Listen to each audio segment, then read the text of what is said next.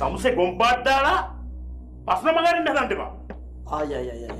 අර ඉතින් ප්‍රශ්න මගහරින්න ඔයාලා ප්‍රශ්නයක් ඇහුවේ නැහැනේ. ප්‍රශ්නයක් අහන්නකො මම උත්තර දෙන්නම්.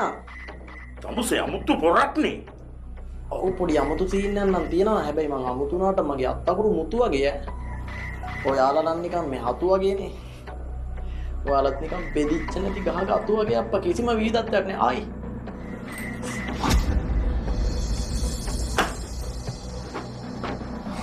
අම්මට දිරියයි. මරු බාණ්ඩයන්නේ මේ ඇත්ත එකක්ද? මේ වැඩ කරනවද මේක? ගොම්පාට නවත්තලා අහන දෙයට විතරක් උත්තර දීපන්. හරි.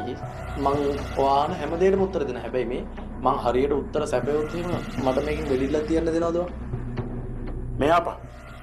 බල කැම්පස් එකේ කරන මගුලෙන් පරා ගණයි වනම ගණයි මොනවද හොයාගත්ත විස්තර?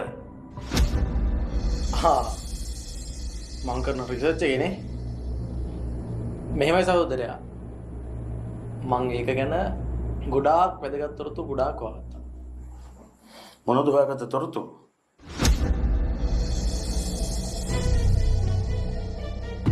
පැහැදිලිවම කියනවා නම් සහෝදරයා පැරයි වනමයි මැරුණ හැටි සියලු විස්තර මං හොයාගත්තා. කොහොමද? කිසිවෙකු විසින් හිසට පහර දීම නිසා සිදු වූ බරපතල තුවාල වලින් සිදු වූ අභ්‍යන්තර ලේඛ අභ්‍යන්තර රුධිර වහනය නිසා මරණ පරීක්ෂණයේ තව තොරතුරු තියෙනවා.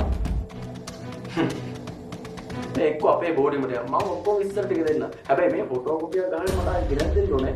ඔයාලා ගෙනත් දෙන්නේ නැහැනේ ගත්තාම ඒ ගතිය නැහැනේ ඔයාලගේ.